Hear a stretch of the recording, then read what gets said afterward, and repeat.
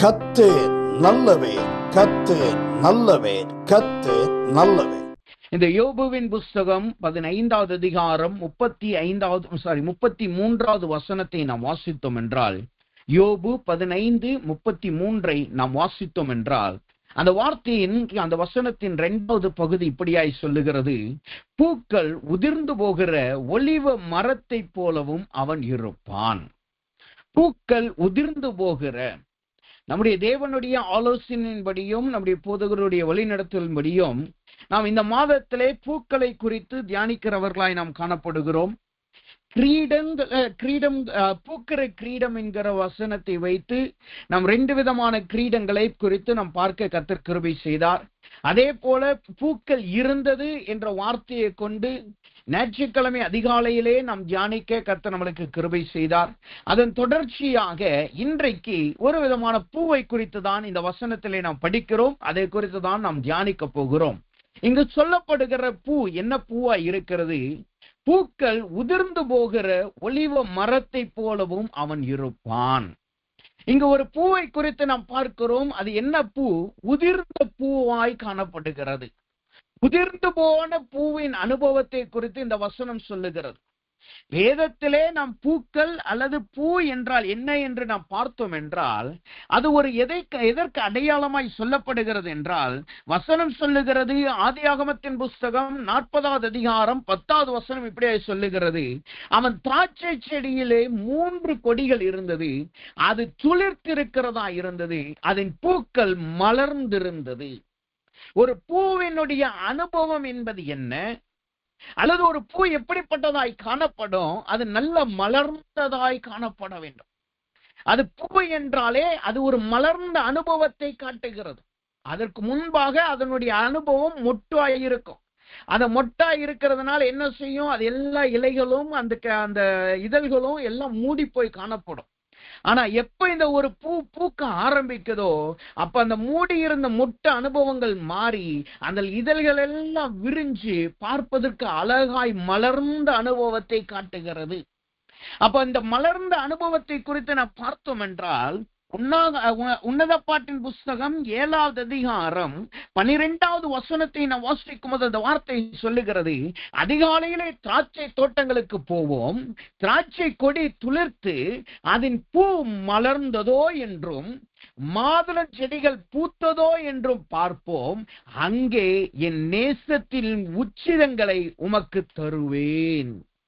இந்த வார்த்தை தெளிவாய் சொல்லுது பாருங்க. பூக்கள் என்பது ஒரு மலர்ந்த அனுபவத்தை காட்டுகிறது. அந்த மலர்ந்த அனுபவம் என்பது என்ன? அது நேசரின் உச்சிதங்களை பெற்றுக் கொள்ளுகிறதை காட்டுகிறது. நேசரின் உச்சிதமான காரியங்களை பெற்றுக் கொள்ளுகிறதை காட்டுகிறது. இந்த வார்த்தை தெளிவாய் சொல்லுகிறது. அதிகாலையிலே நாம் போய் பார்ப்போம் பூக்கள் மலர்ந்திருக்கிறதா, அதிகாலையிலே நாம் போய் பார்ப்போம் பூக்கள் பூத்திருக்கிறதா என்பதை நாம் பார்ப்போம். அப்படி நாம் பார்க்கும் பொழுது, அந்த பூக்கள் மலர்ந்தும் பூத்தும் இருக்கும் பொழுது, என் உச்சிதமானதை நான் உனக்கு தருவேன் என்று இந்த வசனம் சொல்லுகிறதை காட்டுகிறது. அப்ப பூக்கள் என்றால் என்ன அர்த்தம்? அது மலர்ந்த அனுபவத்தை காட்டுகிறது. அந்த மலர்ந்த அனுபவம் என்பது என்ன? தேவனுடைய உச்சிதமான ஆசீர்வாதங்கள், தேவனுடைய உச்சிதமான கிருபைகள், தேவனுடைய உச்சிதமான இரக்கங்கள், தேவனுடைய உச்சிதமான ஆசீர்வாதங்களையும் பொருளாதாரங்களையும் நாம் பெற்றுக் கொள்ளுகிறதான் அந்த காரியம்தான் பூக்கள் மலர்ந்த அனுபவத்தை காட்டுகிறது. ஆனால் இந்த யோபுவின் புஸ்தகம் 15வது அதிகாரம் 33வது வசனம் என்ன சொல்லுகிறது? அங்கிருக்கிற பூ எப்படிப்பட்டதாய் காணப்படுகிறதாம்? அது உதிர்ந்து போன பூவாய் காணப்படுகிறதாம். மலர்ந்து நல்ல அழகாயிருக்க வேண்டிய பூ இங்க எப்படி காணப்படுகிறது? உதிர்ந்து போன அனுபவம். உதிர்ந்து போன அனுபவம் என்பது என்ன? அது முதலாவதாக அது தன்னிடத்தில் இருக்கிற தன்மையை இழந்து, தான் ஒட்ட வைக்கப்பட்டுள்ள இடத்தை இழந்து கீழே விழுந்து போன அனுபவத்தை காட்டுகிறது. ஒரு மரத்திலே ஒரு செடியிலே பூக்கள் இருக்கு என்றால் அங்க எங்க இருக்கும்? அதனுடைய கிளைகளில் போன பூ எங்க இருக்கும் தெரியுமா? அது எங்க இருக்கும் என்றால் அது தரையிலே விழுந்து போய் கிடக்கும். அது எதை காட்டுகிறது? அது தனக்கு கொடுக்கப்பட்ட ஸ்தானத்திலிருந்து, அதற்கு தனக்கு கொடுக்கப்பட்ட அனுபவத்திலிருந்து, அதற்கு தனக்கு கொடுக்கப்பட்ட காரியத்திலிருந்து அது தன்னை இழந்து போன அனுபவத்தை காட்டுகிறது. அது தன்னுடைய அனுபவத்தை எல்லாம் இழந்து போன அனுபவத்தை காட்டுகிறது. இதற்கு நல்ல உதாரணத்தை வேதத்திலிருந்து பாத்தீங்கன்னா, சத்ருவை குறித்து, லூசிபரை குறித்து தேவன் சொல்லுகிறார், நீ குற்றம் கண்டுபிடிக்கும் நாள் மட்டும், நீ குற்றம் கண்டுபிடிக்கும் நாள் மட்டும். அவன் குற்றம் கண்டுபிடிக்கிற வரைக்கும் அவன் தேவனுடைய சிங்காசன தண்டையில இருக்கிறவனாய் காணப்பட்டான். அக்கினியின் மத்தியிலே உருவாக்கப்பட்டவனாய் இருந்தான். அவன் காப்பாற்றுகிற தூதனாய் காணப்பட்டான். அவன் தன்னுடைய சிறகுகளின் நிமித்தமாய் தேவனுக்கு துதியை செலுத்துகிறவனாய் காணப்பட்டான். ஆனா என்றைக்கு அவன் குற்றம் கண்டுபிடிக்கப்பட்டானோ அன்றைக்கு தனக்கு கொடுக்கப்பட்ட ஸ்தானத்திலிருந்து அவன் தள்ளப்பட்டான். அன்றைக்கு அவனுக்கு இருந்த அனுபவத்திலிருந்து அவன் தள்ளப்பட்டான். அவன் சிங்காசன தண்டையில் இராதபடி அவன் தூக்கி எறியப்பட்டான். அவன் பரலோக ராஜ்யத்திலிருந்து கீழே நரகம் என்னும் ஸ்தானத்திற்கு அவன் தள்ளப்படுகிறவனாய் காணப்பட்டான். காரணம் என்ன? அவனுடைய வாழ்க்கையிலே காணப்பட்ட குற்றம், அவனுடைய வாழ்க்கையில தேவனுக்கு விரோதமாய் செயல்பட வேண்டிய அவனுக்குள்ளாய் காணப்பட்ட அந்த கிரியை தான் அவனை மேலே இருந்து தள்ளினதாய் காணப்படுகிறது. அப்ப இங்க இந்த பூக்கள் உதிர்ந்து போன அனுபவம் என்பது என்ன? அது தன்னுடைய ஸ்தானத்தை இழந்து போகிற அனுபவத்தை காட்டுகிறது, கீழே தள்ளப்படுகிற அனுபவத்தை காட்டுகிறது. இதற்கு நல்ல உதாரணம் யார் என்று நாம் பார்த்தோம் என்றால், நேபுகாத் நேச்சாரின் ஜீவியத்தை குறித்து நம்மளால் நன்றாய் பார்க்க முடியும். அவனுடைய ஜீவியம் எப்படிப்பட்டதாய் காணப்படுகிறது? அவன் தேவ சமூகத்திலே அல்லது தேவனை நன்றாய் அறிந்த மனுஷனாய் இருக்கிறான். அவன் தேவனை நன்றாய் அறிந்த மனுஷனா இருக்கான். தானியேலின் புஸ்தகம் 4வது அதிகாரம் 33வது வசனத்தை நாம் வாசித்தோம் என்றால் அந்த வார்த்தை தெளிவாய் சொல்லுகிறது. அந்த வசனத்தை வாசிக்கிறேன். அந்நேரமே இந்த வார்த்தை நேபுகாத் நேச்சாரிடத்தில் நிறைவேறிற்று. அவன் மனுஷரினின்று தள்ளப்பட்டு மாடுகளைப் போல புல்லை மேய்ந்தான். அவனுடைய தலைமயிர் கழுகுகளுடைய இறகுகளைப் போலவும் தன்னுடைய நகங்கள் பட்சிகளுடைய நகங்களைப் போலவும் வளரும் மட்டும் அவன் சரீரம் ஆகாயத்து பனியினாலே நனைந்தது. இந்த நேபுகாத்நேச்சார் என்பவன் யார்? எப்படி அந்த நாட்களிலே எகிப்து ஒரு பெரிய சாம்ராஜ்யமாய் இருந்ததோ அதே போல நேபுகாத்நேச்சாருடைய ராஜ்யம் ஒரு பெரிய சாம்ராஜ்யமாய் இருந்தது. அவனுக்கு கீழாக அநேக ராஜாக்கள் இருந்தார்கள். அவனுக்கு கீழாக அநேக மந்திரிமார்கள் இருந்தார்கள். ஏன் இன்னொரு விதத்துல சொல்ல போனா, இஸ்ரவேல் ஜனங்களை இந்த நேபுகாத்நேச்சாரின் கரத்துல தான் கர்த்தரே ஒப்பு கொடுத்திருந்தார். அவங்க பாவம் செஞ்சது நிமித்தமாக நேபுகாத்நேச்சாரை கொண்டு அவர்களை மேற்கொள்ளும்படியாக கர்த்தர் இந்த இஸ்ரவேல் ஜனங்களை நேபுகாத்நேச்சாரின் கரத்துல ஒப்பு கொடுத்து ஒடுக்கும்படி ஒப்பு கொடுத்திருந்தார். அப்ப தேவ ஜனங்களை ஒடுக்கத்தக்கதான அதிகாரத்தை பெற்றவனாய் இருந்தான். ஆனா இப்ப அவனுடைய நிலைமை எப்படி இருக்கு பாருங்க. அந்த வார்த்தை சொல்லுகிறது, அவன் மனுஷரின் என்று தள்ளப்பட்டு அவனுக்கு இருந்த ராஜ்யத்தின் ஸ்தானத்தை அவன் இழந்து போனவனாய் காணப்படுகிறான்.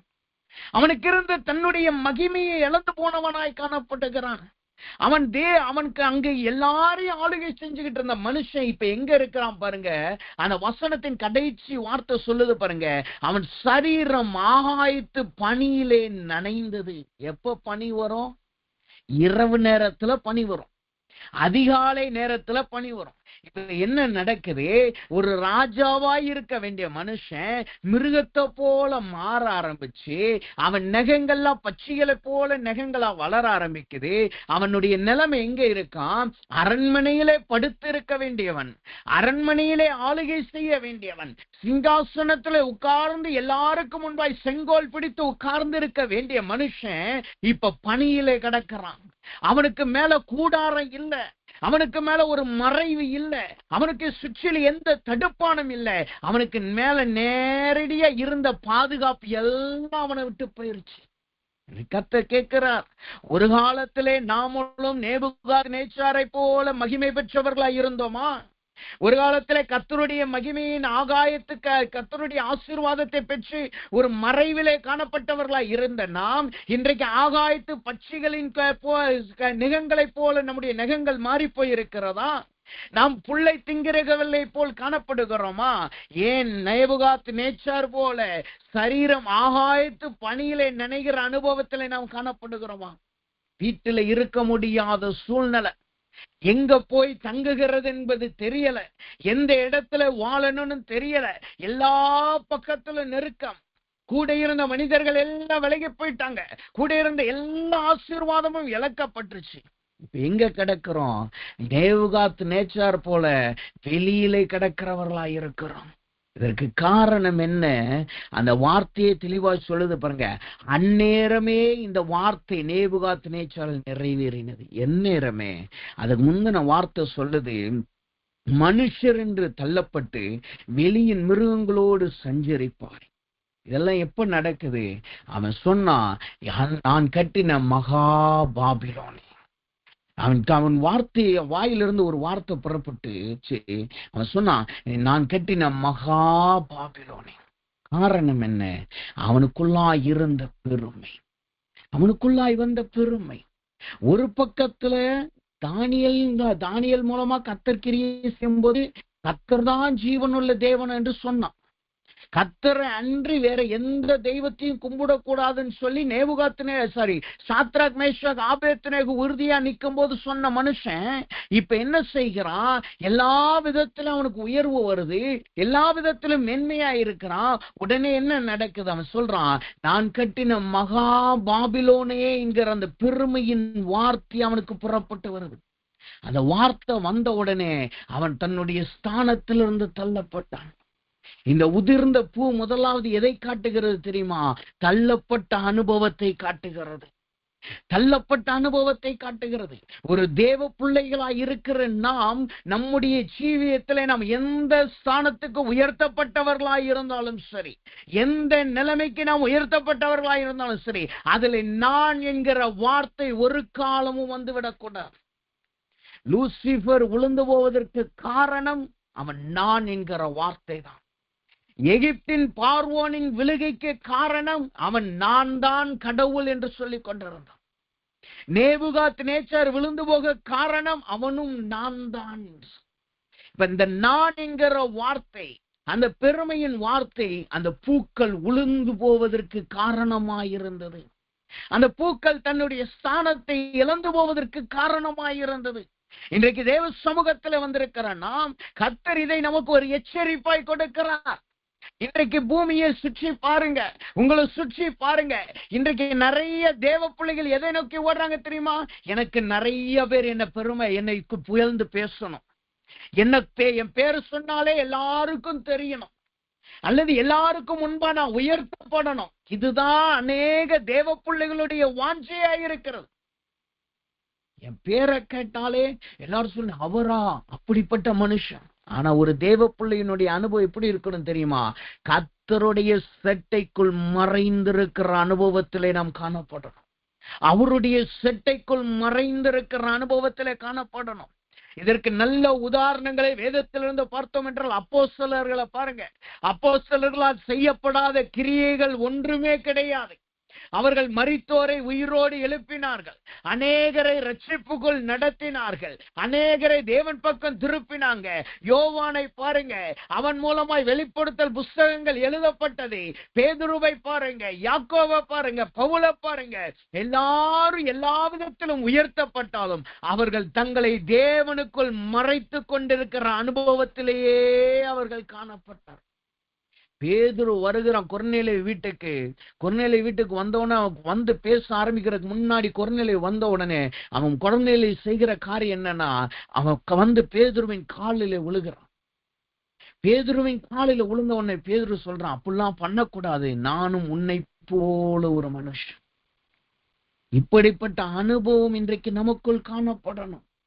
நம்முடைய வாழ்க்கையில பூக்கள் உதிர்ந்து போவதற்கான காரணம் என்ன? நம்முடைய வாழ்க்கையில பூக்கள் உதிர்ந்து போவதற்கான காரணம் என்ன? தேவ சமூகத்திலே நம்மளை நாம் உயர்த்துகிறது நிமித்தமாக.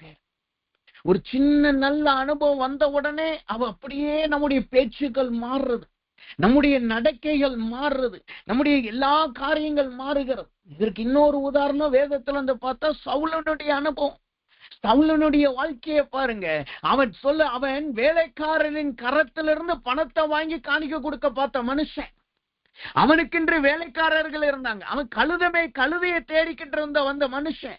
அவனை கர்த்தர் கூப்பிட்டு ராஜாவா மாத்துகிறார். அவன் சொல்றான், நான் எல்லா கோத்திரத்திலையும் நான் சிறியவனா இருக்கிறேன், எல்லா காரியத்திலையும் நாங்க சிறியவர்களா இருக்கிறோம், எங்க குடும்பமே சின்ன குடும்பம்.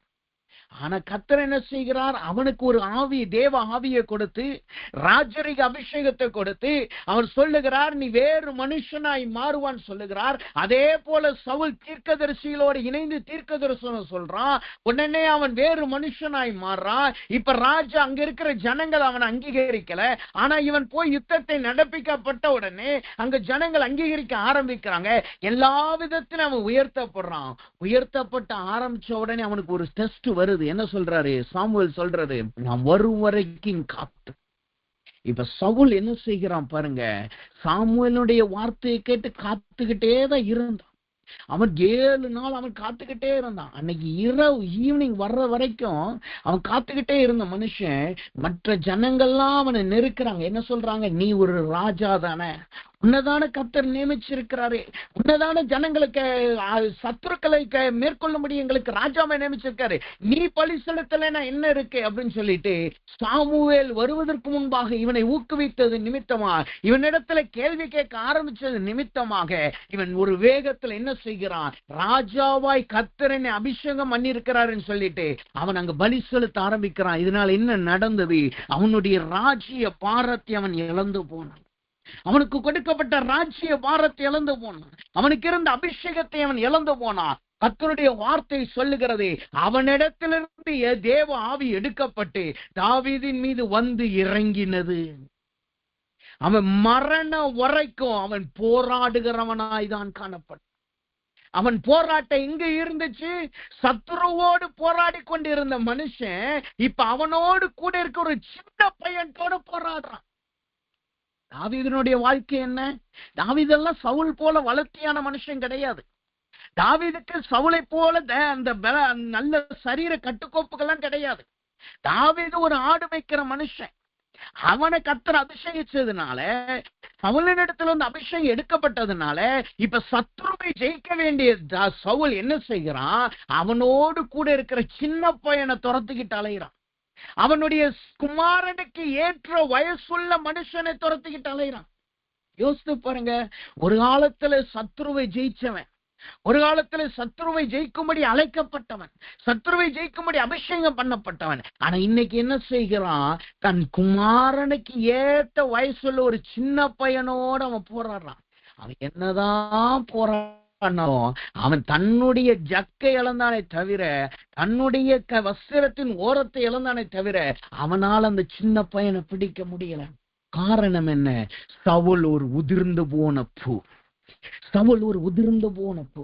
இன்றைக்கு தேவ சமூகத்துல வந்திருக்கிறான். நம்முடைய ஜீவியத்தை நிதானித்து பார்ப்போமாக, நம்முடைய வாழ்க்கையை நிதானித்து பார்ப்போமாக. கர்த்தருடைய சமூகத்திலே நம்ம எப்படி பேசுகிறோம்? மற்றவங்கிட்ட நம்ம பேசும்போது எப்படி இடைபடுகிறோம்? நம்மளை உயர்த்தினவர்களை போல நம்ம காண்பிக்கிறோமா? நம்மளை உயர்த்தினவர்களை போல மற்றவர்களிடத்துல காண்பிக்கிறோமா? இன்னும் சில தேவ பிள்ளைகள் இருக்கிறாங்க. என்ன சொல்லுவாங்க தெரியுமா? அவங்க பாவிகள், நான் பரிசுத்தவான், நான் ரட்சிக்கப்பட்டுட்டேன். அவங்க பாவி, அவன்கிட்ட போய் நான் எப்படி பேச முடியும்? அவங்ககிட்ட போய் நான் எப்படி உட்கார முடியும்? அவங்க பாவிகள், அவங்க ரட்சிக்கப்படாதவர்கள், அவங்க புறஜாதிகள். ஆனா நல்லா யோசித்து பாருங்க, இயேசு இதற்காகத்தான் பாவிகளோடு அவர் உட்காருகிறவராய் காணப்பட்டார். இதற்காகத்தான் அவர் சகீவின் வீட்டுக்குள் நுழைகிறவராய் காணப்பட்டார். எல்லாவற்றுக்கும் மேலாக அடிக்கப்படுவதற்கு முன்பாக தன் இடுப்பில் கட்டியிருந்த சீலையை வைத்து சீசர்களின் பாதத்தை கழுவுகிறவராய் காணப்பட்டார். காரணம் என்ன? தன்னை தாழ்த்துகிறவராயிருந்தார். இதுதான் ஒரு தேவ பிள்ளையினுடைய அனுபவம். நம்மளை தாழ்த்த நாம் கர்த்தரோடு இணைந்திருக்கிற மலர்ந்த உச்சிதமான ஆசீர்வாதத்தை பெற்ற பூக்களாய் இருப்போம். நம்மளை தேவ சமூகத்திலே தாழ்த்த நம் கர்த்தரால் உயர்த்தப்பட்ட அனுபவத்திலே காணப்படுகிறவர்களாய் இருப்போம். ஆனா அதே நேரத்திலே நாம் நேபுகாத்நேச்சார் போல, சவுலை போல நம்மளை நாம் உயர்த்துகிறவர்களாய் காணப்பட்டோம் என்றால் நாம் உதிர்ந்த பூக்களாய் மாறி போவோம். தேவ சமூகத்திலிருந்து தள்ளப்பட்ட பூக்களாய் நாம் மாறி போவோம். இது ஒரு எச்சரிப்பின் வார்த்தை. அப்ப தேவ சமூகத்துல வந்திருக்க நாம் இன்றைக்கு நம்முடைய ஜீவியத்தை நிதானித்து பார்ப்போமாக. கர்த்தருடைய சமூகத்திலே நாம் உதிர்ந்த பூக்களாய் காணப்படுகிறோமா? இல்லை என்றால் அவரோடு இணைந்திருக்கிற பூக்களாய் காணப்படுகிறோமா? இந்த பூக்களை குறிச்சு நீங்க தோட்டத்துல நீங்க பாத்தீங்கன்னா, உதிர்ந்த பூவும் அதே தோட்டத்துலதான் இருக்கும். நல்ல மலர்ந்து கிளைகளோடு ஒட்டி இருக்கிற பூவும் அதே தோட்டத்துலதான் இருக்கும். ஆனா ரெண்டுக்கு வித்தியாசத்தை எப்ப கண்டுபிடிக்க முடியும் தெரியுமா? ஒரு 2 நாள் போனதுக்கு அப்புறம். 2 நாள் போனதுக்கு அப்புறம் கிளையில இருக்கிற பூவையும் கீழே இருக்கிற பூவையும் நீங்க பாத்தீங்கன்னா, கீழே இருக்கிற பூ ஒண்ணு நீர் பட்டு அழுகி போயிரும், இல்ல வெயில் பட்டு சுருங்கி போயிரும். ஆனா கிளையில இருக்கிற பூவை பாத்தீங்கன்னா அது அப்படியே மலர்ந்துகிட்டே இருக்கும். எதை கட்டுது தெரியுமா? நாம தேவ சமூகத்துல வர்றதுனால நம்ம மலர்ந்த பூக்களா இருக்க முடியாது. கர்த்தர் சமூகத்துல வந்து கர்த்தருடைய ஆலயத்துல தேவ சபையில காணப்படுறதுனால நம்ம மலர்ந்த பூக்களா இருக்க முடியாது. நல்லது, தேவனுடைய தேவ ஜனங்களோடு இணைந்து இருக்கிறபடியினால நாம் மலர்ந்த பூக்களா இருக்க முடியாது. தேவ சபையில இருந்தும் தேவ ஜனங்களோட இருந்தும் உதிர்ந்த பூவாய் மாறி போக கூட வாய்ப்பு இருக்கு. அப்ப தேவ சமூகத்துல வந்திருக்க நாம் எம்மளை நாமே நிதானித்து பார்க்கணும்னா நம்ம எப்படி பார்க்கணும்? ஆண்டவரே, என்னுடைய நிலைமை இன்றைக்கு எப்படி இருக்கிறது? என்னுடைய நிலைமை இன்றைக்கு எப்படி இருக்கிறது? நான் தேவ சமூகத்திலே கிளைகளோடு இணைந்திருக்கிற மலர்ந்த பூக்களாய் இருக்கிறானா, அல்லது நான் உதிர்ந்து கீழே தோட்டத்திலே கீழே கிடந்து கொஞ்ச நாளிலே காலங்கள் வரும் பொழுது அழுகி போற பூக்களை போல நான் காணப்படுகிறேன்? இதற்கு ஒரு நல்ல உதாரணத்தை உலகத்தின்படி நம்ம சொன்னோம்னா, சில பேர் நீங்க பாத்தீங்கன்னா நல்லா வளர்ந்துட்டு வருவாங்க. அவங்க பின்னாடி பெரிய பெரிய கூட்டங்கள் போகும், நிறைய ஜனங்கள் போவாங்க. இவர் சொல்றதான் கரெக்ட்னு சொல்லிட்டு நிறைய போவாங்க. நான் ஊழியத்தின் குறித்து மாத்திரம் சொல்லல, உலகத்துல இருக்கவங்களை குறிச்சு சொல்றேன். ஆனா கொஞ்ச நாட்கள் போக போக நீங்க பாத்தீங்கன்னா எவ்வளோக்கு எவ்வளோ பிரகாசமா இருந்தாங்களோ அவ்வளோக்கு அவ்வளோ அவர்கள் காணாம போனவங்களா மாறி போயிருவாங்க.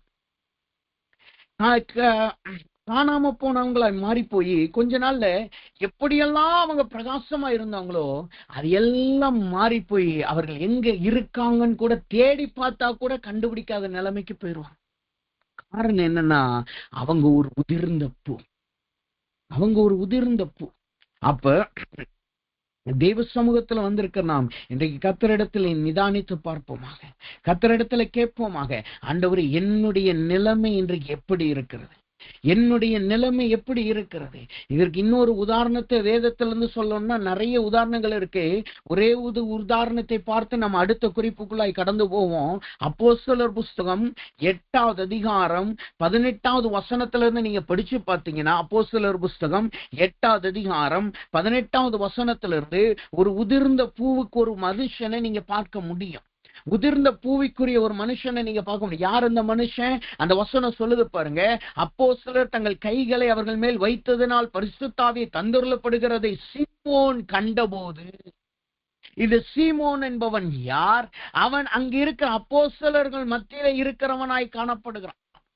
அவன் அங்கு ஊழியம் செய்கிறவனாய் அவன் வசனம் சொல்லுது, சீமோன் விசுவாசித்து ஞானஸ்தானம் பெற்று பிலிப்பை பற்றி கொண்டு அவனால் நடந்த அடையாளங்களையும் பெரிய அற்புதங்களையும் கண்டு பிரமித்தான். இவன் ஒரு ரட்சிக்கப்பட்ட மனுஷன், இவன் பரிசுத்த ஆவியானவர் பெற்ற மனுஷன். அவன் தேவ சமூகத்திலே இருந்து அல்லது பிலிப்போட இருந்து ஊழியத்தை பார்த்து அங்கு நடக்கிற அற்புத அடையாளங்கள் எல்லாம் பார்த்து ஆச்சரியப்படுகிறவனா இருந்தான். ஞானஸ்தானம் பெற்ற மனுஷன். ஆனா அவன் ஒரு உதிர்ந்த பூவாய் காணப்பட்டான். இன்னொரு விதத்துல சொல்ல போனா, இவன் ஒரு தேவனுடைய தோட்டத்திலே காணப்பட்ட ஒரு பூ. ஆனா அவனுடைய பூ எப்படி இருந்துச்சு? அவன் எப்படிப்பட்ட பூவா இருந்தான்? உதிர்ந்து போன பூவா இருந்தான். காரணம் என்ன தெரியுமா? அந்த வசனம் சொல்லுது பாருங்க, 18வது வசனம் 19வது வசனம் சொல்லுது, 18வது வசனத்தின் கடைசி வார்த்தை சொல்லுது, அவர்களிடத்தில் பணத்தை கொண்டு வந்து நான் எவன் மேல் என் கைகளை வைக்கிறேனோ அவன் பரிசுத்த ஆவியானவரை பெறத்தக்கதாக எனக்கும் இந்த அதிகாரத்தை கொடுக்க வேண்டும் என்றான். சீமோன் பார்க்கிறான், அப்போஸ்தலர்கள் கை வச்ச உடனே அங்க பரிசுத்தனர் இறங்குனதை பார்த்த உடனே இவன் கேட்கிறான், எனக்கும் அந்த கிருபை வேணும். அதெல்லாம் கேட்கல. அவன் சொல்றான், என்னிடத்துல பணம் இருக்கு, அந்த பணத்தை வாங்கிட்டு அந்த கிருபை, அந்த கிஃப்ட் எனக்கு கொடுங்க. எதை காட்டுகிறது? அவனுக்குள் இருந்த பெருமை. அவனுக்குள் இருந்த பெருமை. அவன் நினைச்சா, என் பணத்தினால எதையும் நான் வாங்கிடலாம், என் அனுபவத்தினால நான் எதையும் வாங்கிடலாம். தேவ சமூகத்துல வந்திருக்கிற நாம் இதை எச்சரிப்பாய் நம்ம எடுத்துக்கொள்வோமாக. நம்மளிடத்துல எவ்வளோ செல்வாக்கு வந்தாலும் சரி, எவ்வளோக்கு எவ்வளோ கர்த்தர் நம்மளை உயர்த்துகிறாரோ அவ்வளோக்கு அவ்வளோ நம்மளை தாழ்த்துகிறவர்களாய் நாம் காணப்படணும். அவ்வளோக்கு அவ்வளோ நம்மளை தேவ சமூகத்துல ஒப்பு கொடுக்கிறவர்களாய் இருக்கணும். எனக்கு தெரிந்த நல்ல உதாரணத்தை ஒரு மனுஷனை நான் கண்ணால பார்த்த நான் சொன்னா, சின்ன பிள்ளையில இருந்து நான் பார்த்தவர். எனக்கு எப்பயுமே அவருக்கு அந்த மைண்ட்ல எப்பயுமே அவர் இருப்பார். நான் சின்ன பிள்ளையில இருக்கும்போது டேடி எங்களை ஒரு சபைக்கு கூட்டு போவாங்க. அங்க இருக்கிற போது அவர் பாத்தீங்கன்னா ஞாயிற்றுக்கிழமையில டேடி நிறைய பேர்த்து அவருக்கு அந்த போதகர் கொடுத்து ஷேர் பண்ணியிருப்பாங்க. பட் இங்க ஒரு சாட்சிக்காய் நான் அதை ஷேர் பண்ணுகிறேன். ஞாயிற்றுக்கிழமை சபையில பாத்தீங்கன்னா அவர் ரேரா தான் ப்ரீச் பண்ணுவாரு. வாரத்துல மாசத்துல ஒரு தடவை தான் ப்ரீச் பண்ணுவாரு. மற்ற நாட்கள்ல மற்ற ஊழியக்காரர்களுக்கு அழைத்து ப்ரீச் பண்ண வைப்பார். அதே போல அந்த சபையில நீங்க பாத்தீங்கன்னா அவர் எங்கேயும் நிக்க மாட்டாரு. உட்கார்ந்துட்டே எல்லாத்தையும் முழு கூட்டத்தையும் நடத்துவார். முழு கூட்டத்தை நடத்தி முடிச்சதுக்கு அப்புறம் நீங்க பாத்தீங்கன்னா, கூட்டம் முடிஞ்சு ஆத்மாவை கர்த்தரை ஸ்தோத்திரின்னு சொல்லி ஆசீர்வாதம் சொல்லி முடிக்கிறதுக்குள்ள அவர் எங்க வந்துருவார்னா, அந்த கூட்டம் முடிஞ்சு அந்த வாசல்ல நின்றுவார். எல்லாரையும் பார்த்து ஸ்தோத்திரம் சொல்லுவார். எல்லாரையும் வரவேற்பார், எல்லாத்தையும் ஸ்தோத்திரம். அதே போல ஸ்பெஷல் மீட்டிங் நடக்குது. அங்க ராபோஜன் எல்லாம் நைட்ல தான் கொடுப்பாங்க. அந்த ராபோஜன் எல்லாம் ஸ்பெஷல் மீட்டிங் நடக்கும்போது பாத்தீங்கன்னா, கூட்டம் முடிஞ்சு அடுத்த செகண்ட் எங்க இருப்பாருன்னா, நல்ல ட்ரெஸ் எல்லாம் மாத்திட்டு உள்பனியனோட லுங்கியை மட்டும் மாத்திட்டு மேல ஒரு துண்டு போட்டுட்டு அவர் எங்க இருப்பாருன்னா, பாத்ரூம் வாசல்ல நின்னுக்குவார். காரணம் என்னன்னா, அங்க வர்ற எல்லாரும் சாப்பிட்டவங்க எல்லாம் கை கழுவணும்னு சொல்லி இவர் தான் தண்ணி எடுத்து ஊத்துவார். திடீர்னு ஆகாரம் குறைஞ்சு போயிருச்சு, ஏதாவது குறைஞ்சு போச்சுன்னா என் கண்ணால நான் பார்த்து, நாங்க அப்ப ரொம்ப சின்ன பிள்ளைங்க, ஆனா எனக்கு பார்த்த அனுபவம் இருக்கு. அப்படியே மேல துண்டை போட்டு கடைக்கு போவார். கடைக்கு போயிட்டு அந்த தேவையான பொருட்கள் உடனே வாங்கிட்டு கூட்டத்துல கொடுப்பார். அவர் ஒரு போதகர்.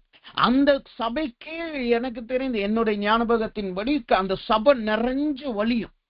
நிறைய பேர் உள்ள உட்கார்ந்து இருப்பாங்க. வெளியிலையும் ஒரு பந்தல் மாதிரியும் ஒரு கூடாரம் போட்டு வெளியிலையும் ஆட்கள் உட்கார்ந்து இருப்பாங்க. அதுக்கப்புறம் தீர்க்க தரிசனம் அந்த சபை பக்கத்து சபையை விட்டுட்டு இன்னொரு சபை புதுசா பெரிய சபை கட்டினாங்க. அதுலயும் ஆட்கள் வெளியில உட்கார்ந்து இருக்கிற அளவுக்கு பெரிய சபை.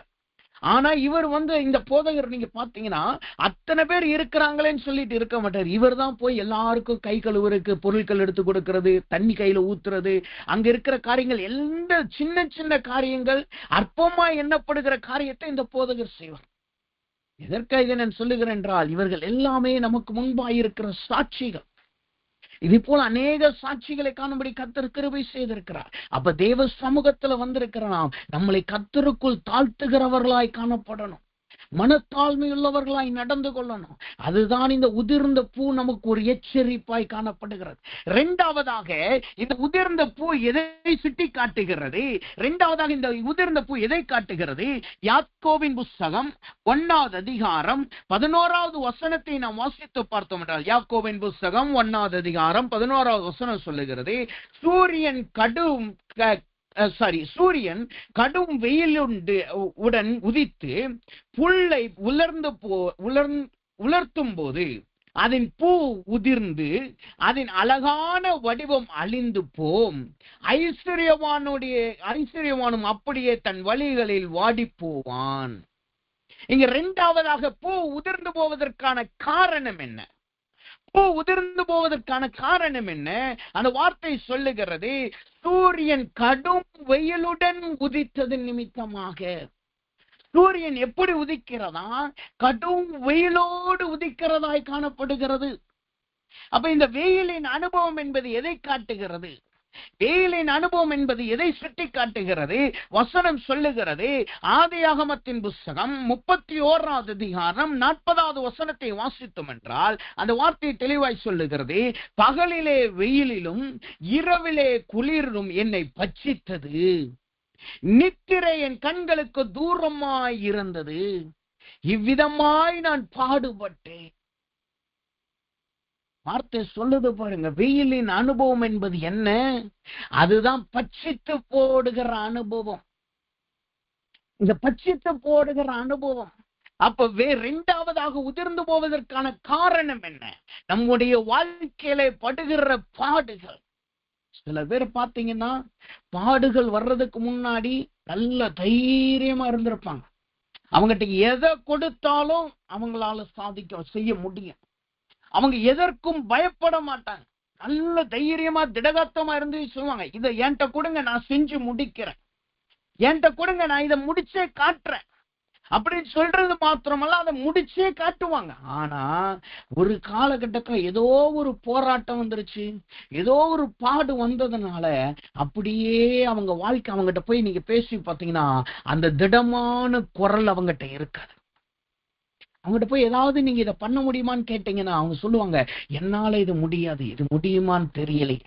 ஏதாவது ஒரு காரணத்துக்கு சொல்லி அவங்க தட்டி கழிப்பாங்க. இல்ல அப்படியே நீங்க அவங்கள போர்ஸ் பண்ணாலும் அந்த காரியத்தை போயெல்லாம் அவங்க செய்ய மாட்டாங்க. செய்யறதை விட்டுட்டு போற மாதிரி போயிட்டு கொஞ்ச நேரத்தை வந்து சொல்லுவாங்க, நான் போய் ட்ரை பண்ணி பார்த்தேன், முடியல. ஆனா உண்மைக்கு என்ன செஞ்சிருப்பாங்க, அவங்க ட்ரை கூட பண்ணி பார்த்திருக்க மாட்டாங்க. காரணம் என்ன? அவர்கள் வாழ்க்கையிலே வந்த பட்சிக்கிற அனுபவம். வாழ்க்கையில வந்த பட்சிக்கிற அனுபவம். யாத்ராகமத்தின் புஸ்தகம் 16:21 சொல்லுது, வெயில் ஏற ஏற அது உருகி போகும். வெயில் ஏற ஏற அது உருகி போகும். யாருடைய வாழ்க்கையில பாடுகள் திரும்ப திரும்ப பாடுகள் வருதோ அவர்கள் கர்த்தர் பட்சத்துல இல்லாத நிமித்தத்துல அவர்கள் உருகி போகிறவர்களாய் காணப்படுவார். அவர்கள் ஜீவியம் உருகி போனதாய் காணப்படும். இதுக்கு நல்ல உதாரணம் யார் தெரியுமா? சீசர்கள் வாழ்க்கையில இயேசுவோட கூட இருக்கிறப்ப நல்லா இருந்தாங்க. ஒருத்தன் சொல்றான், ஒரு மனுஷன் சொல்றான், ஆண்டவரே நீ எங்களிடத்துல ஆகாரம் இல்லைன்னு சொல்றாரு. உடனே இயேசு ஆகாரத்தை கொண்டு வந்து கொடுக்கிறார். ஒருத்தர் சொல்றாரு, இயேசு சொல்றாரு, நீங்க போங்க, அங்க போய் இந்த என் எஜமானனுக்கு இந்த கழுதைக்குட்டி வேணும்னு சொல்லுங்க, உடனே கிடைக்கும். எல்லாரும் உற்சாகமா போறாங்க, கொண்டு வர்றாங்க. அதுக்கப்புறம் பாடு வரப்போது இயேசு சொல்றாரு. உடனே சொல்றான், நான் அந்த மனுஷன் சொல்றான், நான் மரண வரியந்த உம்மோட கூட இருப்பேன் ஆண்டவரே, நான் உம்மோட கூட சாவேன். இன்னொரு இடத்துல கெத்செமனே தோட்டத்துல பட்டயத்தை உருவி ஒரு மனுஷனுடைய காதையை வெட்டி போட்டான். அவ்வளவு தைரியமா இருந்தாங்க, அவ்வளவு திடகாத்தமா இருந்தாங்க. ஆனா அவங்க வாழ்க்கையில ஒரு புயல் அடிச்சது. அவங்க வாழ்க்கை ஒரு பட்சிப்பு வந்தது. இயேசுவை சீசர்கள் இயேசுவை அங்கிருந்த போர் வீரர்கள் பட்சித்துக் கொண்டார்கள். அவங்க அதை பட்சித்ததுனால என்ன நடக்குது? இவங்க எல்லாம் தெரிச்சு ஓடி போயிட்டாங்க. இயேசுவோடு இருந்த எல்லாரும் ஓடி போயிட்டாங்க. அவரோட சாப்பிட்டவங்க, அவர் மூலமா அவர் ஊதுனது நிமித்தமாய் அபிஷேகம் பெற்று பிசாசுகளை துரத்தினவங்க, அவங்க வியாதியஸ்தர்களை குணமாக்குனவங்க இப்ப எங்க இருக்கிறாங்க? எல்லாரும் தெரிச்சு அங்கங்க ஓடி போயாச்சு. ஓடி போய் இயேசுவ கல்லறையில வச்ச பிறகுதான் அவங்க வந்து ஒரு அறையில இருக்காங்க. எந்த அறையில? பூட்டி கொள்ளப்பட்ட அறை. வெளியில நல்ல தைரியமா சுத்திக்கிட்டு இருந்தான். பட்டயத்தை எடுத்து காதை வெட்டுற அளவுக்கு தைரியமா இருந்த மனுஷன், அல்லது இயேசுவின் நிமித்தமா எல்லாவற்றையும் செய்யறதுக்கு தைரியமா இருந்தவங்க, இன்னைக்கு அந்த பட்சிப்பு வந்தது நிமித்தமா எந்த தைரியம் எல்லாம் போயிருச்சு. ஒரு ஸ்திரீயின் இடத்துல சொல்றான், சத்தியம் பண்ணி சொல்றான், ஆணையிட்டு நான் சொல்றேன், அவரை நான் அறியேன். காரணம் என்ன? ஒரு பட்சிப்பு. இன்றைக்கு கர்த்தர் கேட்கிறார், நீங்க உங்க வாழ்க்கை இன்னைக்கு உதிர்ந்து போன அனுபவத்துல இருக்கா? ஒரு காலத்துல நல்ல தைரியமா இருந்தீங்க, திடகாத்தமா இருந்தீங்க. ஆனா பாடுகள் வர வர, வெயில் ஏற ஏற அந்த அனுபவம் எல்லாம் இன்னைக்கு உருகி போயிருச்சா? ஒரு காலத்துல ஒரு ஐஸ் கட்டிய போல உறுதியா இருந்தீங்க. ஒரு ஐஸ் கட்டி எடுத்து பாருங்க, ஃப்ரிட்ஜில இருந்து ஒரு ஐஸ் கட்டி எடுத்து கையில வச்சு பாருங்க, உங்க உள்ளங்கையில வச்சு பாருங்க, உங்களால கொஞ்ச நேரத்தை வாங்க முடியாது. ஒரு நிமிஷத்துக்குள்ள உங்க கையெல்லாம் அப்படியே சவந்து போய் அப்படியே அந்த பெயின் வர ஆரம்பிச்சிடும். ஆனா அதே ஐஸ் கட்டி கொஞ்ச நேரத்துல அப்படியே உருகின பிறகு அந்த தண்ணி எடுத்து பாருங்க, அதுவும் குளிரா தான் இருக்கும். ஆனா ஈஸியா உங்களால அந்த தண்ணியை கையில போய் எவ்வளவு நேரம்னாலும் பிடிச்சிருக்க முடியும். காரணம் என்ன? அதற்குள்ள இருந்த அந்த குளிரின் தன்மை இழந்து போயிருச்சு. இன்னைக்கு கர்த்தர் கேட்கிறார், ஒரு காலத்துல நீங்க யாக்கோபை போல தேவ சமூகத்துல இருந்தீங்க, கத்தர்காய் வைராக்கியமா இருந்தீங்க. நான் எதையும் கத்தர்காய் சாதிப்பேன், என் குடும்பத்தை நான் தான் வழி நடத்துவேன், என்னிடத்துல இந்த காரியத்தை கொடுங்க, நான் முடிச்சு காட்டுறேன்னு சொல்றது மாத்திரமல்ல, முடிச்சு காட்டுறவங்களா இருந்தீங்க. ஆனா இன்னைக்கு எல்லா விதத்திலும் பயந்த நிலைமையில நீங்க இருக்கிறீங்களா? சத்தமா பேசக்கூட வார்த்தை வர மாட்டேங்குது. மற்ற மூணு பேர் முன்னாடி நின்னு பேசக்கூட உங்க முகத்தை தூக்கி நின்னு பேச முடியல.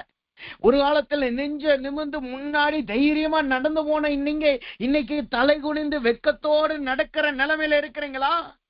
அது காரணம் என்ன? அந்த வெயிலின் தாக்கம். அந்த வெயிலின் தாக்கம்.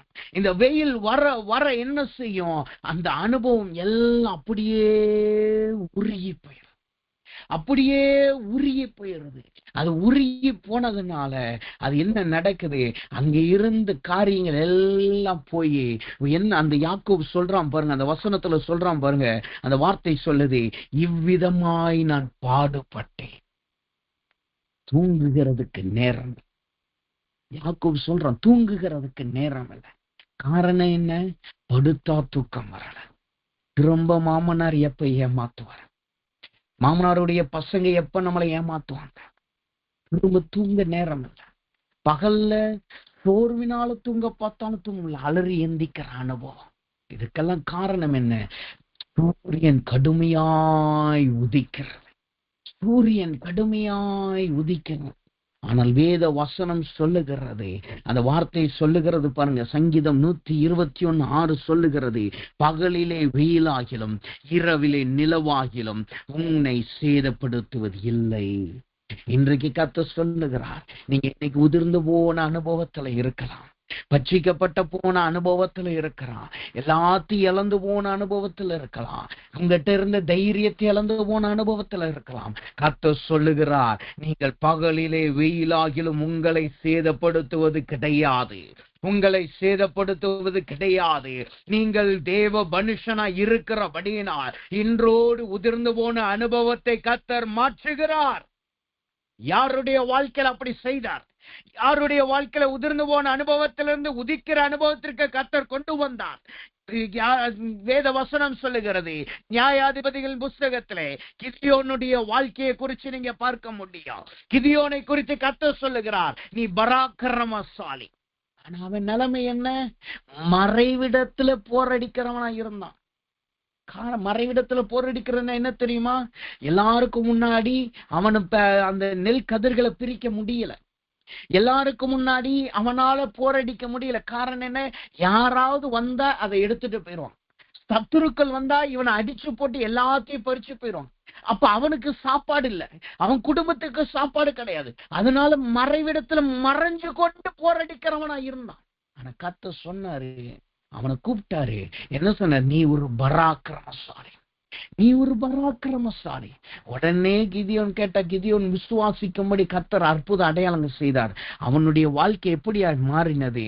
அவனுடைய பட்டயமும் தேவனுடைய பட்டயமும் ஒன்றாய் மாறி, அவனுடைய பட்டயமும் தேவனுடைய பட்டயம் ஒன்றாய் மாறினது. ஒரு காலத்திலே மறைவிடத்திலே போரடிக்கிறவனாய் இருந்தவன், ஒரு காலத்திலே ஒளிந்து கொண்டு காரியங்களை நடப்பிக்கிறவனாய் இருந்தவன், ஒரு காலத்திலே சத்துருவுக்காய் பயப்படுகிறவனாய் இருந்தவன், இன்றைக்கு சத்துருக்களை ஜெயிக்கிறவனாய் மாறினான். மறைவிடத்திலே போரடிக்கிறவன் இன்றைக்கு சத்துருக்களை போரடிக்கிற அனுபவத்திற்குள் தள்ளுகிறவனாய் மாறினான். ஒரு நாட்கள்ல வயல்வெளியில இருக்கிற கதிர்களுக்காய் போரடிக்கிற மனுஷன் இன்னைக்கு சத்துருக்களை சுலகிலே போட்டு சோதிக்கிற அளவுக்கு அவனை ஜெயிக்கிறவனாய் மாறினான். காரணம் என்ன?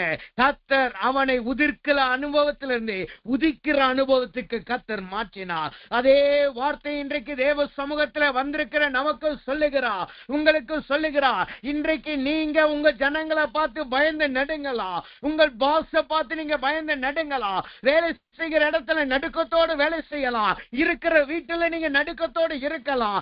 என்னால ஒண்ணும் செய்ய முடியல, என்னால சத்தமா பேச முடியாது, என்னிடத்துல பலன் பலன் இல்ல, முந்தி இருந்த மாதிரி என்னிடத்துல வைராக்கியம் இல்ல, எல்லாத்தையும் நான் இழந்து போயிட்டேன்னு நீங்க சொல்லலாம். கர்த்தர் சொல்லுகிறார், ஒரு பராக்கிரமசாலியாய் ஒரு கிதியோனை கர்த்தர் அழைக்க முடியும் என்றால் உங்களையும் கர்த்தர் ஒரு கிதியோனை போல மாற்றுகிறார். கர்த்தர் உங்களையும் கிதியோனை போல யுத்தத்தை நடப்பிக்கிறவர்களாய் மாற்றுகிறார். கர்த்தர் உங்களையும் ஒரு ஜெயத்தை கொண்டவர்களாய் கர்த்தர் மாற்றுகிறார். உதிர்ந்து போன பூவாய் இருக்கிற நீங்கள் கிளைகளோடு இணைந்திருக்கிற மலர்ந்த பூக்களாய் கர்த்தர் மாற்றுகிறார்.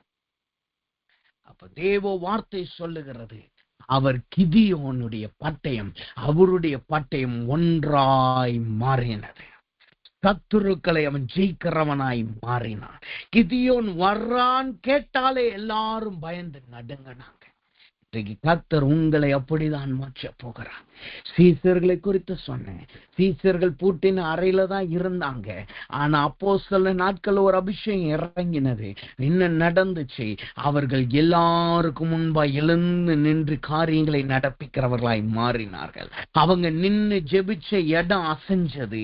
அவர்கள் சிதறுண்டு போனவர்களாய் இருந்த அவர்கள் இப்ப எல்லா இடத்திலும் பரவி போகிறவர்களாய் மாறினார். சிதறன்று போகிற அனுபவத்துக்கும் பரவி போகிற அனுபவத்துக்கும் வித்தியாசம் இருக்கு.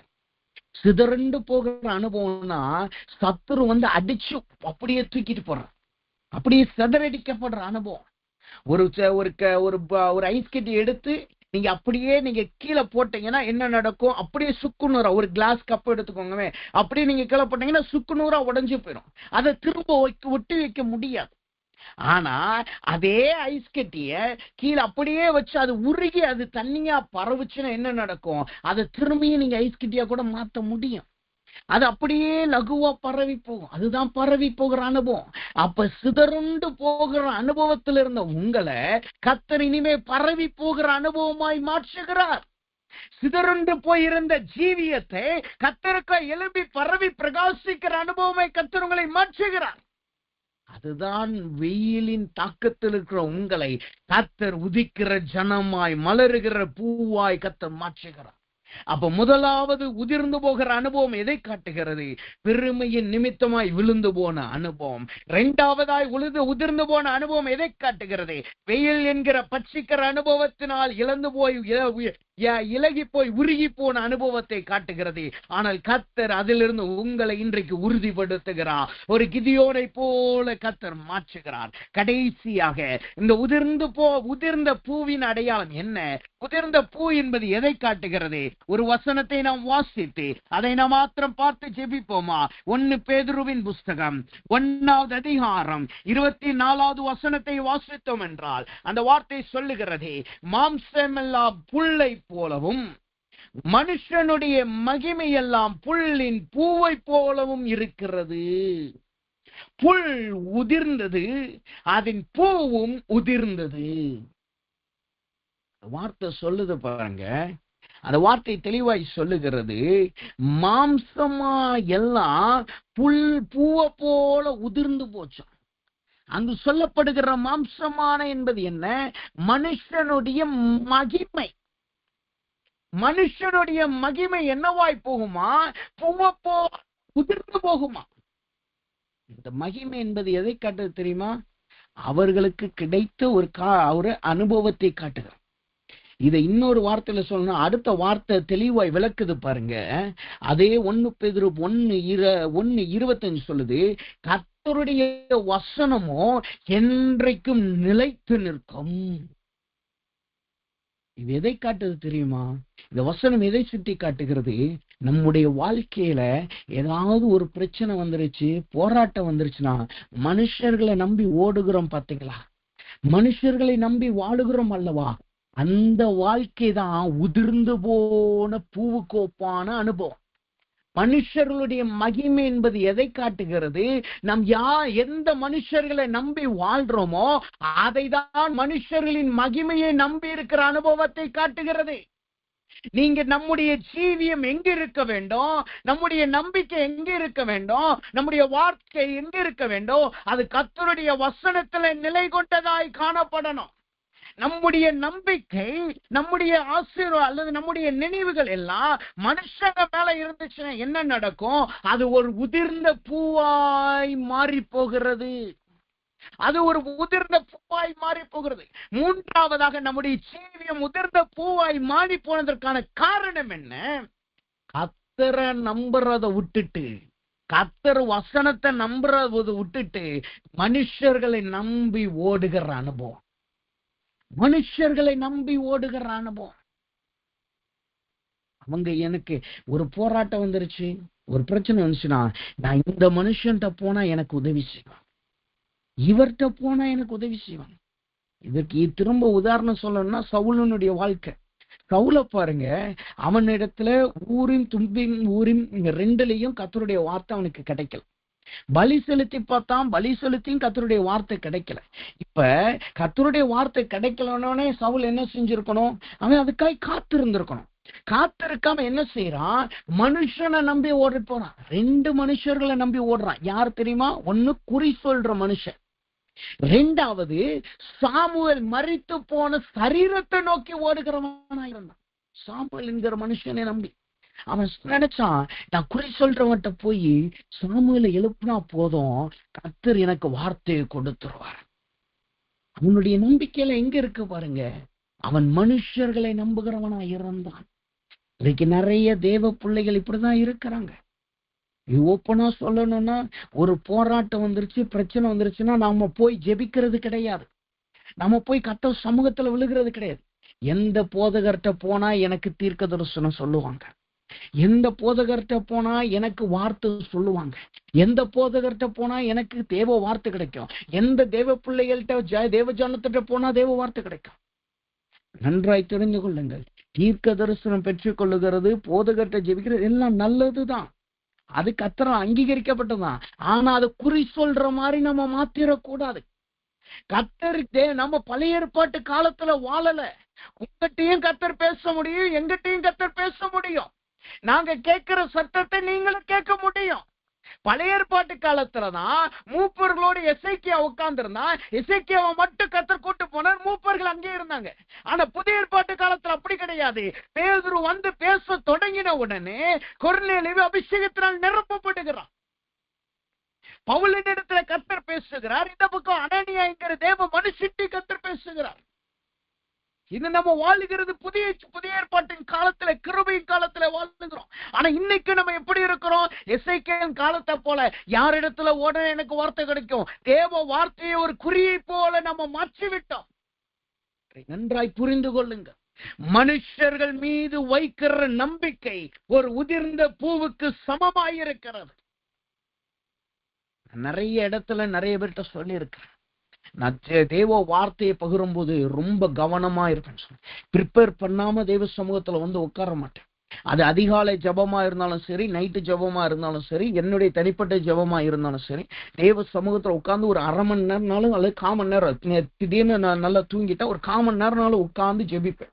அதுக்கு இடையில ஹேலக்கிழமைக்கு மெசேஜ் போட்டேன். இதுக்கு இங்கன்னு கிடையாது, நான் எக்கடோர்லயும் சரி ப்ரிப்பேர் பண்ணாம பேச மாட்டேன். காரணம் என்னன்னா, ஒரு தேவ பிள்ளை, ஒரு விசுவாசி விழுந்து போனா, அவங்க தவறான காரியத்தை சத்தியத்தை சொல்லிட்டா அவங்க குடும்பம் மட்டும்தான் விழுந்து போகும். தவறான புரிதல்ல தேவ வசனத்தை அணுகிட்டாங்கன்னா அவங்க குடும்பம் மட்டும்தான், ஒரு 4-5 பேர் தான் விழுந்து போங்க. ஆனா தேவ வார்த்தையை பிரசங்கிக்கிறேன்னா அல்லது தேவ வார்த்தையை பேசுகிறேன்னா, தேவன் பயன்படுத்தும் போது நான் என் சுயமா ஏதாவது காரியத்தை சொல்லி நான் விழுகைக்கு ஏதுவாய் நடத்திட்டேன்னா, என்னை பின்பற்றுகிற அல்லது என் வார்த்தையை கேட்கிற எல்லா ஜனங்களும் விழுந்து போயிடுவாங்க. அதைத்தான் இந்த வசனமும் சுட்டி காட்டுகிறது. நாம் மனுஷர்களை நம்பி ஓடுகிறவர்களாக இருந்தோம் என்றால் அவர்கள் விழுந்த உடனே ஐயோ அவர்கள் விழுந்து போயிட்டாங்களே, அவங்களால சொன்ன தீர்க்கதரிசனம் என்ன ஆகிறது? நிறைய பேர் அப்படிதான், அவங்க விழுந்து போயிட்டாங்க, அந்த போதவர் விழுந்து போயிட்டாரு, அவர் சபைக்கு தான் நம்ம. நன்றாய் தெரிந்து கொள்ளுங்கள், நான் யாரையும் குறை சொல்லல. ஆனா ஒரு தேவ பிள்ளைகள் எப்படி இருக்கணும் தெரியுமா? எந்த மனுஷரையும் நம்பி இருக்க கூடாது, கர்த்தர் வார்த்தையை மாத்திரம் நம்பி இருக்கணும். தேவ சமூகத்துல நீங்க உட்காருங்க, மற்றவங்கிட்ட போய் ஜெபிச்சு தேவ வார்த்தையை கேட்கறதுக்கு முன்னாடி நீங்க முதலாவது கர்த்தர் சமூகத்துல உட்காருங்க. கர்த்தாவே, நீர் என்னிடத்துல பேசும் ஆண்டவரே, என்னிடத்தில் நான் உடைய சத்தத்தை கேட்கணும். இதனாலதான் யாக்கோபு இஸ்ரவேலாய் மாற்றப்பட்டான். காரணம் என்ன? அவன் கர்த்தரோடு போராடுகிறவனாய் இருந்தான். கர்த்தர் சத்தத்தை கேட்கிறதுக்காய் போராடினான். அவன் மனைவிகளை அனுப்பிட்டான், பிள்ளைகளை அனுப்பிட்டான், வேலைக்காரர்களை அனுப்பிட்டான், எல்லாரையும் அனுப்பிட்டு இவன் மாத்திரம் கர்த்தர் சமூகத்துல உட்கார்ந்து. இப்படிப்பட்ட போராடுகிற அனுபவம் நமக்கு எத்தனை பேருக்கு இருக்கிறது? ஒரு சின்ன போராட்டம் வந்துருச்சு, பிரச்சனை வந்துருச்சுன்னா எங்க ஓடுறோம்? மற்றவங்களுடைய நம்பிக்கை. அதெல்லாம் ஷார்ட் ரிலீஃப், அது ஒரு ஷார்ட் ரிலீஃப், அவ்வளவுதான். ஆனா நிரந்தரமா நீங்க ஒரு யுத்த வீரர்களா மாறணும்னா நீங்க முதலாவது கர்த்தர் சமூகத்துல உட்கார்ந்து போராட பழகணும். கர்த்தருடைய வார்த்தையில நம்பிக்கை வைக்க பழகணும். கர்த்தர்கிட்ட கேளுங்க, அவர் நிச்சயமாய் நம்மளிடத்துல பேசுவார். நிச்சயமாய் அவர் உங்களிடத்துல பேசுவார். நான் என்னுடைய டீச்சிங்ல, நான் ஃபெய்த் அண்ட் ஃபைனான்ஸ் காரியங்கள் அல்லது எங்களிடத்துல ட்ரைனிங் வர்றவங்களுக்கு கர்த்தருடைய சத்தத்தை கேட்கிறது என்று சொல்லி 9 ஸ்டெப்ஸ் நான் சொல்லி கொடுப்போம். 9 ஸ்டெப்ஸ். அதை 3 லெவலா நீங்க பிரிக்கலாம். அது சொல்ல நேரம் கிடையாது. ஆனா அது 3 லெவலா நீங்க பிரிக்கலாம். அதாவது ரட்சிக்கப்பட்டவர்களுக்கும் ரட்சிக்கப்படாதவர்களுக்கும் இடையில எப்படி கர்த்தர் பேசுறார், அது முதல் ஸ்டெப். 2வது, ரட்சிக்கப்பட்டு கர்த்தருக்குள்ளாய் உருவாக்கப்பட்டு ஒரு தேவ பிள்ளையாய் கர்த்தருக்குள் விசுவாசமா மாறினவங்களுக்குள்ள கர்த்தர் எப்படி பேசுவார். அதுக்கப்புறம் கர்த்தருக்காய் தன்னுடைய நேரத்தை செலவிட்டு இன்னும் அதிகமாய் கர்த்தருக்காய் உருவாக்கப்பட்டவர்கள் இடத்துல கர்த்தர் எப்படி பேசுவான்னு சொல்லி 3 சொல்லி 9 வழிகளில் கர்த்தர் பேசுகிறான்னு சொல்லி டீச் பண்ணும். எதற்காக இதை நான் சொல்லுகிறேன் என்றால், கர்த்தர் நம்மளிடத்துல பேச சித்தமா இருக்கிறார். ஆனா நம்முடைய செவிகள் நாம் திறக்காம இருக்கிறோம். இந்த வார்த்தை சொல்லுது பாருங்க, பூக்கள் உதிர்ந்து போயின. காரணம் என்ன? மனுஷர்களின் மகிமையை அவர்கள் பின்பற்றினார்கள். மனுஷர்களின் மகிமையை அவர்கள் பின்பற்றினார்கள். இதற்கு ஒரே ஒரு உதாரணத்தை வேதத்திலிருந்து சுட்டி காட்டி நான் ஜெபிப்போமாக. 1 ராஜாக்களின் புஸ்தகம் 22வது அதிகாரத்திலே ஒரு ராஜாவை குறித்து நீங்க பார்க்க முடியும். ஒரு ராஜாவை குறித்து பார்க்க முடியும். அங்கு 2 ராஜாக்கள் இருக்கிறாங்க. அந்த 2 ராஜாக்கள், ஒன்னு யூதனுடைய ராஜா, யூத கோத்திரத்தினுடைய ராஜா, இன்னொன்னு இஸ்ரேல் ராஜா. ஏன்னா 12 கோத்திரம் அப்படியே 2ஆ பிரிஞ்சிருச்சு. 2 கோத்திரம் ஒரு இதுவும் 10 கோத்திரம் ஒன்னாவும் பிரிஞ்சிருச்சு. அப்ப இந்த இஸ்ரவேல் ராஜாவும் யூத ராஜா 2 ராஜா இருக்கிறாங்க. இந்த இஸ்ரவேல் ராஜாவும் யூத ராஜாவும் இருக்கும்போது அங்க இருக்கிற ராஜா கேட்கிறான், இங்க தீர்க்க தரிசனம் சொல்றவங்க யாராவது இருக்காங்களா, நம்ம கீலேயாத்துல போய் யுத்தம் பண்ணலாம்னு சொல்லி கேட்கிறான். அப்ப கேட்ட உடனே அந்த ராஜா என்ன சொல்றாரு, நம்மளிடத்துல தீர்க்கதரிசி இருக்கிறாங்க, நாங்க கூட்டு வரோம் சொல்லி 400க்கும் அதிகமான தீர்க்கதரிசிகளை கூட்டு வர்றாங்க. 1 ராஜாக்கள் 22வது அதிகாரத்துல நீங்க படிச்சு பார்க்க முடியும். அப்ப கூட்டு வந்து 400க்கும் அதிகமான தீர்க்கதரிசிகள் என்ன சொல்றாங்க, நீங்க போங்க, கர்த்தர் நிச்சயமாகவே உங்களுக்கு ஜெயத்தை கொடுப்பார், நிச்சயமாகவே அவருக்கு உங்களுக்கு ஜெயத்தை கொடுப்பார்னு சொல்றாங்க. இவங்க சொன்ன தீர்க்கதரிசனம் எப்படிப்பட்ட தீர்க்கதரிசனம் தெரியுமா? அதே மனுஷர்கள் அங்க இருந்த போர் வீரர்களே சொல்றாங்க பாருங்க, அவங்க சொன்ன தீர்க்கதரிசனம் எப்படிப்பட்ட தீர்க்கதரிசனமா? 1 ராஜாக்கள் 22:13 சொல்லுது, மிகாயாவை அழைக்க போன ஆட்கள் அவனோடு பேசி, இதோ தீர்க்கதரிசனுடைய வார்த்தைகள் ராஜாவுக்கு நன்மையா இருக்கிறது, உம்முடைய வார்த்தையும் அவர்களின் ஒருவர் வார்த்தையை போல இருக்கும்படி நன்மையாக சொல்லும் என்றான். அந்த 400க்கும் அதிகமான தீர்க்கதரிசிகளுடைய தீர்க்கதரிசனம் என்ன? அது தேவ வார்த்தை இல்ல, அது ராஜாவுக்கு நன்மையான வார்த்தை, அவ்வளவுதான். அது தேவ வார்த்தை கிடையாது, ராஜாவுக்கு நன்மை, அவனை சந்தோஷப்படுத்துகிற வார்த்தை. ஆனா மிகாயாவின் வார்த்தை எப்படி தெரியுமா? அவனுடைய வார்த்தை ராஜாவை கோபப்படுத்தினது, ராஜாவை துன்பப்படுத்தினது. ஆனா இது 2ல எது தேவ வார்த்தைன்னு பார்த்தா மிகாயாவின் வார்த்தை. இந்த ராஜா என்ன செஞ்சான், இந்த 400 மனுஷர்களை நம்பி போனதுனால அவனுடைய முடிவு மரணத்திலே போய் முடிந்தது. 400 தீர்க்கதரிசிகளை நம்பி போனதுனாலே அவன் முடிவு மரணத்தில் இருந்தது. தேவ சமூகத்துல வந்திருக்கேன் நான். இன்னைக்கு கர்த்தருடைய வார்த்தையை சொல்லுகிறேன், நீங்க எந்த தீர்க்க தரிசனத்தை கேட்டாலும் சரி, எந்த தேவ வார்த்தையை நீங்க கேட்டாலும் சரி, அது வசனத்தோடு ஒப்பிட்டு பாருங்க, வசனத்தோடு ஒப்பிட்டு அளந்து பாருங்க. அது உங்களை கர்த்தர் பட்சத்தில் சேர்க்கிறதா, தேவ வார்த்தையில நிலைச்சு நிற்கிறதா என்பதை நிதானித்து பாருங்க. எல்லாவற்றுக்கும் மேல முதலாவது நாம் கர்த்தருடைய சத்தத்தை கேட்க பழகும். இந்த ஆண்டு தொடங்கி 11 மாதத்துக்குள் நம்ம வந்துட்டோம். 10 மாசம் முடிஞ்சிருச்சு. இந்த 11வது மாதத்தினாலும் கர்த்தர் சத்தத்தை கேட்க பழகுங்க. கர்த்தர்ட்ட கேளுங்க, ஆண்டவரே உம்முடைய சத்தத்தை நான் கேட்கணும். நீங்க கர்த்தர் சத்தத்தை கேட்க பழகிட்டீங்கன்னா அவர் வார்த்தை எப்படிப்பட்டதா இருக்கிறதா, எப்போதும் உறுதியா இருக்கிறது. அது ஒருபோதும் உங்களை உதிர்ந்து போக பண்ணாது. நீங்கள் ஒருபோதும் விழுந்து போவதும் கிடையாது. அது உங்களை எப்போதும் நிலைத்து நிற்க பண்ணும். அது எப்போதும் உங்களை உறுதிப்படுத்தும். அதுக்கு முதலாவது நீங்க கர்த்தருடைய சத்தத்தை கேட்க பழகணும். அப்ப இனிமே ஒரு பொருத்தனை பண்ணுங்க. எனக்கு போராட்டம் வந்துருச்சு, பிரச்சனை வந்துச்சு, நான் மனுஷர்களை நம்பி நான் ஓட மாட்டேன். கர்த்தருடைய வசனத்துக்காய் நான் காத்துறேன். சில நேரம் வசனம் வர லேட் ஆகும், நிச்சயமாய் அது வரும். சில நேரம் அது தாமதிக்கிறத போல இருக்கும், ஆனா அது நிச்சயமாய் வரும். அது வந்துட்டா உங்களை ஒருபோதும் அது அசைக்காது. அது ஒருபோதும் உங்களை அசைய விடாது. ஒருபோதும் அது உங்களை விழ விடாது. நீங்கள் மலர்ந்திருக்கிற பூக்களாவே இருப்பீங்களே தவிர ஒருபோதும் உதிர்ந்து போன பூக்களாய் மாற்ற மாட்டீர்கள். அப்ப முதலாவதாக உதிர்ந்து போன பூ என்பது அது கீழே விழுந்து போன அனுபவத்தை காட்டுகிறது. விழுந்து போக காரணம் அதற்குள்ளாய் இருந்த பெருமை. இரண்டாவது, உதிர்ந்து போன பூ எதை காட்டுகிறது? அது தேவன் வெயிலிலே அகப்பட்ட பூவாய் இருக்கிறது. அது எதை காட்டுகிறது? அது வாழ்க்கையில வந்த பட்சித்து போடுகிற போராட்டங்கள். மூன்றாவதாய் உதிர்ந்து போன பூ எதை காட்டுகிறது? அது தேவனுடைய வார்த்தையை நம்பாமல் மனுஷர்களை நம்பி ஓடுகிற அனுபவம். இப்ப நாம் தேவ சமூகத்துல வந்திருக்கோம். இப்ப கண்களை மூடுவோம், கர்த்தர்ட்ட கேளுங்க. ஆண்டவரே, உம்முடைய வார்த்தையை என்னிடத்துல கொடுத்து கஷ்டோத்திரம். நான் ஒரு காலம் உதிர்ந்து போன பூவாய் நான் மாறி போயிடக்கூடாது. நான் உதிர்ந்து போன பூவாய் மாறி போயிடக்கூடாது. உதிர்ந்து போன பூவாய் நான் மாறி போயிடக்கூடாது. நான் என் வாழ்க்கையில ஒரு காலமும் பெருமை வந்துடக்கூடாது. என் ஜீவியத்துல ஒரு காலம் பெருமை வந்துடக்கூடாது. என் வாழ்க்கையில வருகிற போராட்டத்தின் நிமித்தமாய் நான் சோர்ந்து போயிடக்கூடாது. என்னை ஒரு கிதியோனை போல மாற்றுங்க. என் வாழ்க்கையிலே நான் மனுஷர்களின் மகிமையை நம்பாதபடி தேவ வார்த்தையை நம்புகிற அனுபவத்திற்குள்ளாய் நான் கடந்து போகணும்னு சொல்லி எல்லாரும் ஒப்பு கொடுத்து நாம் ஜெபி.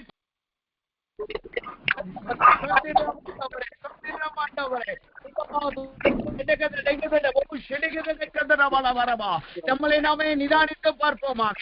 நமக்குள்ள எப்பயாவது நமக்குள் பெருமை வந்திருந்தா இப்ப கர்த்தர் ஒப்புக்கொண்டீங்க. அனுபவத்தில் இருக்கிற நாம்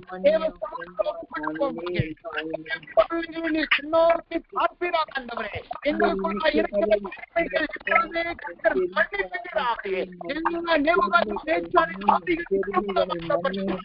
கர்த்தருக்குள்ளா எங்களை ஆண்டவரே, உதிர்ந்த பூ என்பது வெயிலின் தாக்கத்தினால் மாற்றிக்கொண்டது அல்லவா? ஆண்டவரே, யாரெல்லாம் ரட்சிக்கப்பட்ட அனுபவத்தில் இனிமேல் ஒரு அணுகாதபடி இவர்களை ஒரு கியோனை போல நீர் மாற்றுகிறாங்க.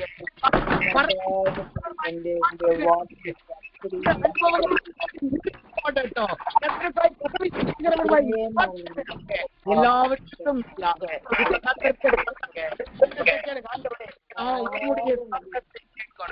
மனுஷர்கள் மகிமையை நம்பி நான் ஓடக்கூடாது.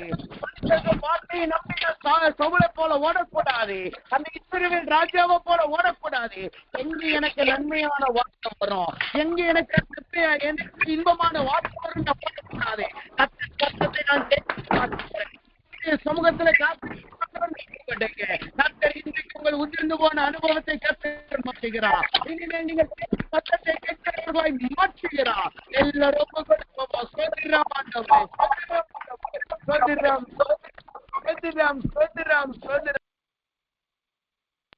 ஆமென், ஆமென். நாம் ஜெபிப்போம். அன்பின் பரலோக பிதாவே, துதிக்கிறோம், ஸ்தோத்திரிக்கிறோம். ஆண்டவரே, இந்த நாளிலும் உதிர்ந்த பூ என்கிற தலைப்பிலே கர்த்தர் எங்களோடு இடைப்பட்ட ஸ்தோத்திரம். ஒரு பூவின் அனுபவம், மலர்ந்த அனுபவம், அது உச்சிதமான அழகையும் தேவ ஆசீர்வாதத்தை பெற்ற அனுபவம் என்று காண்பித்தீர்.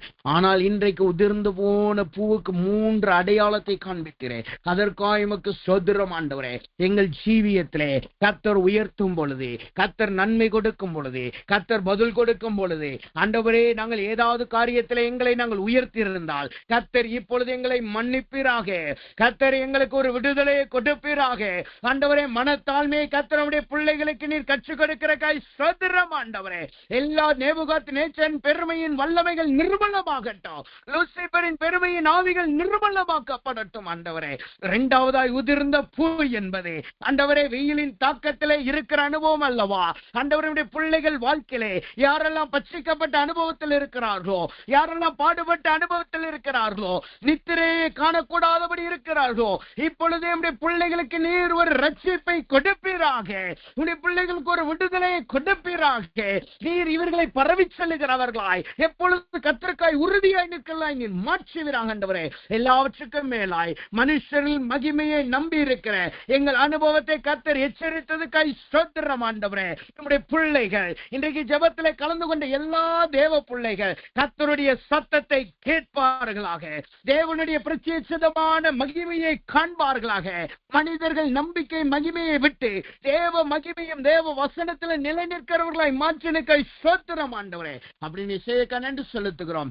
எல்லா துதி கனமையும் நமக்கு செலுத்துகிறோம். இயேசுவின் நாமத்தில் ஜெபிக்கிறோம் நல்ல பிதாவே. ஆமென், ஆமென்.